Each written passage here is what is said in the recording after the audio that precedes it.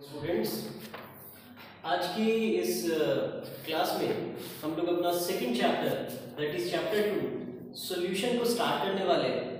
आप इस चैप्टर में क्या पढ़ेंगे? तो सबसे पहले आप इस चैप्टर में ये टर्म के बारे में जानेंगे और इससे होने वाली सारी प्रॉपर्टीज, इसमें जो जो प्रॉपर्टीज होती हैं उससे जो कॉन्सिक्वेंस निकल के बाहर आते हैं उन सब को आप डिटेल और मैथमेटिकल तरीके से पढ़ेंगे। तो सबसे पहला सवाल ये होता है कि सॉल्यूशन क्या होता है। तो सिंपल लैंग्वेज में आप ऐसे समझिए कि ऐसा सारा होमोजीनियस मिक्सचर क्या कहलाता है? सॉल्यूशन कहलाता है। अब हमारे पास होमोजीनियस मिक्सचर जो होते हैं वो सॉलिड स्टेट में भी हो सकते हैं, वो हमारे पास लिक्विड स्टेट में भी हो सकते हैं, वो हमारे पास गैसेस स्टेट में भी हो सकते हैं। तो वो सब हमारे लिए क्या कहलाएंगे? सॉल्यूशन कहलाएंगे। सॉलिड स्टेट में हमारे पास कौन सा सॉल्यूशन होगा? तो सॉलिड स्टेट में आपके पास ब्रोंज होगा, आपके पास ब्रास होगा, ये भी एक तरह का क्या है? सॉल्यूशन है। यानी उसमें भी जो कंपोजिशन होता है मेटल का वो एक फिक्स प्रोपोर्शन में होता है। यानी होमोजीनियस मिक्सचर कहने का मतलब ये है कि ऐसा कोई भी मिक्सचर जिसमें एलिमेंट के कंपोजिशन फिक्स हो, यानी फिक्स प्रोपोर्शन में रिएक्ट किया हो, तो वो हमारा क्या बना देगा? सॉल्यूशन बना देगा। आप इसको और एग्जांपल से समझ सकते हैं कि अगर आप कभी नींबू पानी पिए होंगे तो आप उसके हर स्वीप में जो स्वीटनेस मेजर किए होंगे वो एकदम एक बराबर रहा होगा, तो वो भी हमारा क्या हो गया? सॉल्यूशन हो गया। यानी वो भी हमारा होमोजीनियस मिक्सचर था, लेकिन हम उसको किस कैटेगरी में रखेंगे? सॉल्यूशन की कैटेगरी में रखेंगे। अब आते हैं कंपोनेंट ऑफ सॉल्यूशन पर। आप देख पा रहे होंगे बोर्ड पर कंपोनेंट ऑफ सॉल्यूशन। जैसा कि आप जानते हैं सॉल्यूशन में बेसिक लेवल से कितने कंपोनेंट होते हैं? 2 कंपोनेंट होते हैं। एक को हम लोग सॉल्यूट बोलते हैं और एक को हम लोग सॉल्वेंट बोलते हैं। अब आप जानते हैं सॉल्यूट क्या होता है? जिसका रिलेटिव अमाउंट कम होता है। सॉल्वेंट क्या होता है? जिसका रिलेटिव अमाउंट ज्यादा होता है। क्या ऐसा हो सकता है कि एक सॉल्यूशन में 2 सॉल्यूट हो, 1 सॉल्वेंट हो?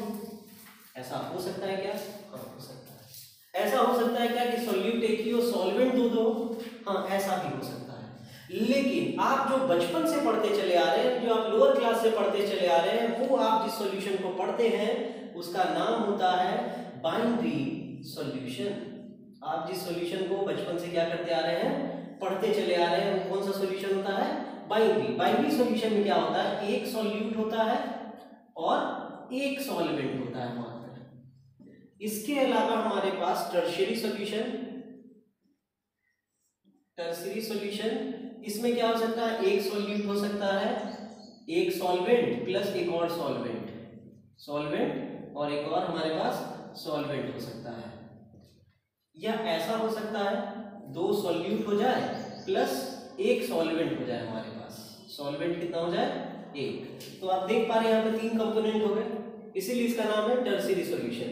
इसके अलावा क्वाटरनरी, 1 सॉल्यूट 3 सॉल्वेंट, या फिर 2 सॉल्यूट 2 सॉल्वेंट, या फिर 3 सॉल्यूट और 1 सॉल्वेंट, ऐसा भी हो सकता है हमारे पास। यानी सॉल्यूशन अलग अलग तरह से कैरेक्टराइज हो सकते हैं। ये जो चैप्टर है ये मैथमेटिकल एस्पेक्ट पे ज्यादा बेस्ड है, तो मैथमेटिकल पॉइंट को ज्यादा दिमाग में रखना है। तो अगले टॉपिक में अभी हम लोग पढ़ेंगे कि सॉल्यूशन की स्ट्रेंथ यानी कंसंट्रेशन का क्या मतलब होता है और उसको कैसे मेजर करते हैं। तो अभी आगे की वीडियो में हम लोग सीख रहे हैं कि how to measure concentration of solution. हमारा जो अगला टॉपिक है वो आप देख पा रहे हैं concentration of solution.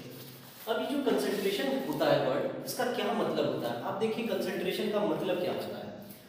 Concentration basically आप ऐसे समझिए कि आपके पास जो सॉल्वेंट था उसमें आपने जो सॉल्यूट मिलाया, उस सॉल्यूट का रिलेटिव अमाउंट सॉल्यूशन जो पूरा ओवरऑल बनकर आएगा उसके रिस्पेक्ट में क्या है, या फिर सॉल्वेंट के रिस्पेक्ट में क्या है।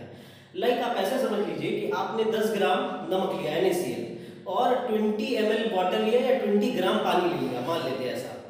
तो 10/20 अगर आप रेशियो निकालते हैं तो ये हमारा सॉल्यूट का रेशियो है विद रिस्पेक्ट टू सॉल्वेंट। लेकिन अगर आप 10/30 कर देते हैं तो ये सॉल्यूट का रिलेटिव अमाउंट है विद रिस्पेक्ट टू सॉल्यूशन। तो इस तरह से मेजर करने को हम लोग क्या बोलते हैं? कंसंट्रेशन बोलते हैं। यानी कंसंट्रेशन क्या होता है?